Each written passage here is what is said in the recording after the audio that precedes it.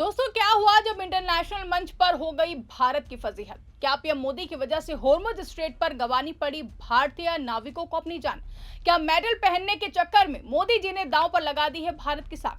दरअसल दोस्तों, इस समय एक तरफ जहां ईरान से मुंह की खाने के बाद ट्रंप और नेतन्याहू दुबक कर बैठे हैं, तो वहीं उनके जिगरी यार और भारत के प्रधानमंत्री मोदी जी कई देशों की बैठक में देश की फजीहत करवा रहे हैं। दरअसल जब से ईरान युद्ध के बीच होर्मुज स्ट्रेट का मामला फंसा है, तब से ट्रंप और नेतन्याहू फड़फड़ा रहे हैं, जबकि इसका असल खामियाजा भारत को उठाना पड़ रहा है। और आज इसी को लेकर खुद विदेश मंत्रालय की तरफ से एक ऐसा खुलासा किया गया है जिससे मोदी सरकार की वर्ल्ड लेवल पर भयंकर बेइज्जती हुई है। तो आखिर क्या है पूरा मामला जिसको लेकर मोदी की विदेश नीति एक बार फिर से कटघरे में आ गई है? सब कुछ आपको विस्तार से बताएंगे और समझाएंगे आज की इस स्पेशल रिपोर्ट में। नमस्कार, मैं आकांक्षा और आप देखना शुरू कर चुके हैं 4 PM न्यूज नेटवर्क। आज सत्ता की आंखों में आंखें डालकर पत्रकारिता करना मुश्किल हो गया है। हमारे 4 PM नेशनल यूट्यूब और फेसबुक चैनल को, जिसे आपका प्यार और विश्वास हमेशा से मिलता रहा है, उसे बंद करके सरकार ने यह साबित कर दिया है कि वो आपके सवालों से कितना डरती है। मुश्किल दौर है, लेकिन हम ना रुके थे और ना ही रुकेंगे। हम सच के लिए हमेशा लड़ते रहेंगे। ऐसे में 4 PM यूपी को ज्यादा से ज्यादा ज्वाइन करें और स्वतंत्र पत्रकारिता को जिंदा रखने के लिए जितना हो सके उतना हमारा आर्थिक सहयोग करें। आपके सहयोग से ये जंग हम जीत कर रहेंगे।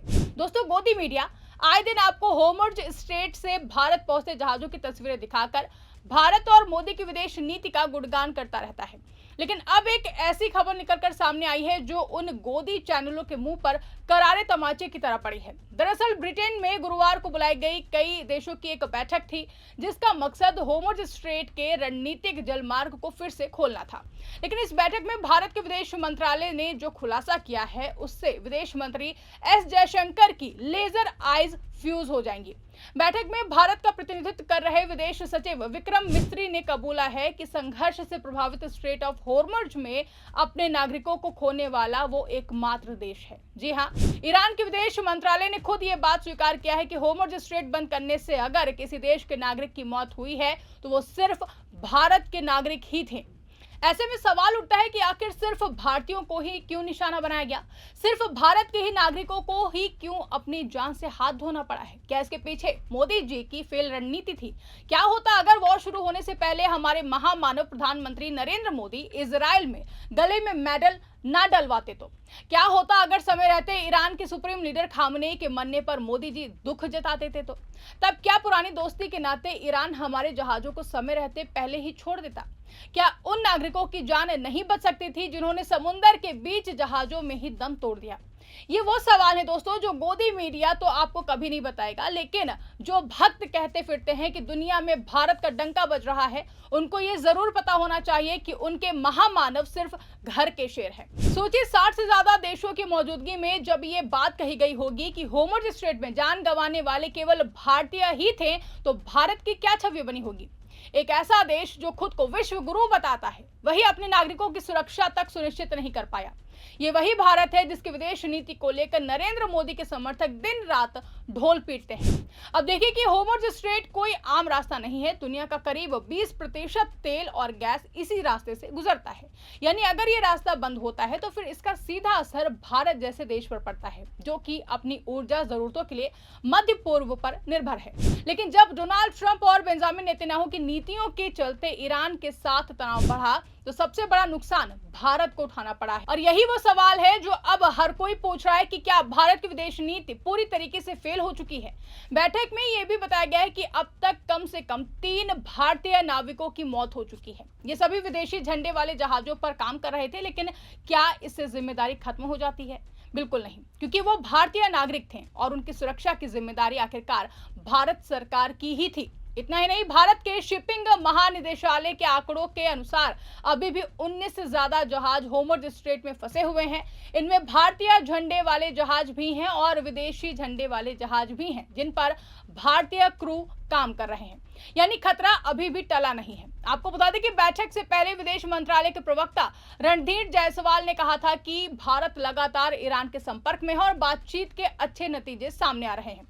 उन्होंने बताया कि 6 भारतीय जहाज सुरक्षित रूप से होर्मुज पार कर चुके हैं। लेकिन सवाल यह है कि जब हालात इतने बिगड़ चुके थे, तब जाकर ये बातचीत क्यों शुरू हुई? पहले क्यों नहीं की गई? क्या ये वही प्रोएक्टिव डिप्लोमेसी है जिसका दावा मोदी जी की सरकार करती है? अब जरा ईरान की तरफ से आए बयान को भी देख लीजिए। ईरान ने भारत को भरोसा दिया है कि भारतीय जहाज सुरक्षित है और उन्हें गुजरने की इजाजत दी जा रही है। इतना ही नहीं, ईरान ने साफ कहा है कि वो भारत, चीन, रूस, इराक और पाकिस्तान जैसे मित्र देशों के जहाजों को अनुमति दे रहा है। यानी साफ है कि ईरान भारत को दुश्मन नहीं मानता है, लेकिन इसके बावजूद मोदी जी ईरान पर हमले से पहले इजराइल जाते हैं, उनको फादरलैंड तक बताते हैं और कब इजराइल को समर्थन देते देते समर्पण कर डालते हैं पता ही नहीं चलता है। लेकिन इसके बावजूद ईरान भारत को अपना मित्र मान रहा है, तो ये ईरान की महानता हुई, ना कि मोदी की विदेश नीति की। इसी बीच ब्रिटेन के प्रधानमंत्री कीर स्टारमर ने इस बैठक को लेकर बड़ा बयान दिया है। उन्होंने कहा है कि France, Germany, Italy, Japan, Canada और यूएई समेत कई देशों ने समुद्री सुरक्षा बहाल करने के लिए सहयोग करने पर सहमति जताई है। लेकिन ध्यान देने वाली बात यह है कि इस पूरे घटनाक्रम में भारत कहीं भी नेतृत्व करता हुआ नजर नहीं आया है, जबकि भारत खुद इस संकट का सबसे बड़ा शिकार है। स्टारमर ने यह भी कहा है कि बैठक के बाद सैन्य योजनाकारों को शामिल किया जाएगा ताकि ये देखा जा सके कि संघर्ष खत्म होने के बाद जल मार्ग को कैसे सुरक्षित बनाया जाए। यानी दुनिया आगे की तैयारी कर रही है, लेकिन भारत अभी भी डैमेज कंट्रोल में लगा हुआ है। अब यहाँ एक और बड़ा खुलासा सामने आया। विदेश मंत्रालय ने साफ किया कि भारतीय जहाजों के लिए ईरान को किसी भी तरह का टोल या फिर भुगतान नहीं किया गया है। आखिर में सबसे बड़ा सवाल यही खड़ा होता है कि क्या आज का भारत सच में वैश्विक मंच पर मजबूत हुआ है या सिर्फ भाषणों और इवेंट मैनेजमेंट तक ही सीमित रह गया है। होर्मुज स्ट्रेट का ये पूरा मामला एक कड़वी सच्चाई सामने लाता है। जब असली संकट आया तो भारत ना तो अपने नागरिकों को सुरक्षा उनको दे पाया, ना ही उनकी सुरक्षा सुनिश्चित कर पाया और ना ही अंतर्राष्ट्रीय स्तर पर कोई निर्णायक भूमिका निभा पाया है। 60 से ज्यादा देशों की मौजूदगी में ये कबूल करना कि सिर्फ भारतीय नागरिकों की जान गई है, अपने आप में एक ऐसी चोट है जो देश की छवि पर गहरा असर डालती है। सबसे हैरानी की बात यह है कि जिस सरकार ने प्रोएक्टिव डिप्लोमेसी का दावा किया, वही संकट के वक्त रिएक्टिव मोड में दिखी है। सवाल ये नहीं है कि बातचीत क्यों हुई है, सवाल ये है कि इतनी देर से क्यों हुई है। क्या पहले कदम उठाए जाते तो उन भारतीय नाविकों की जान बच सकती थी? और अगर भारत को ईरान आज भी मित्र देश मानता है तो फिर उस दोस्ती का फायदा अपने नागरिकों की सुरक्षा में क्यों नहीं दिखा है? ये मुद्दा भारत की ऊर्जा सुरक्षा के लिए बेहद ही अहम है, क्योंकि भारत अपना बड़ा हिस्सा तेल और गैस मध्य पूर्व से आयात करता है। ऐसे में होर्मुज स्ट्रेट जैसे रणनीतिक रास्ते पर संकट सिर्फ कुछ जहाजों का नहीं बल्कि पूरे देश की अर्थव्यवस्था और भविष्य का संकट है। लेकिन अफसोस, इस पूरे घटनाक्रम में भारत नेतृत्व करता नहीं बल्कि एक पीड़ित देश के रूप में नजर आया है और यही इस कहानी की सबसे बड़ी विफलता है। इस पूरे मामले को लेकर आप क्या सोचते हैं, आपकी क्या राय है, कमेंट करके हमें जरूर बताइएगा। फिलहाल के लिए इस खबर में बस इतना ही। अगर वीडियो पसंद आई हो तो इसको ज्यादा से ज्यादा लाइक और शेयर करना ना भूलें। हमारे चैनल पर नए हैं तो चैनल को सब्सक्राइब जरूर कर लें और देखते रहिए 4PM न्यूज नेटवर्क।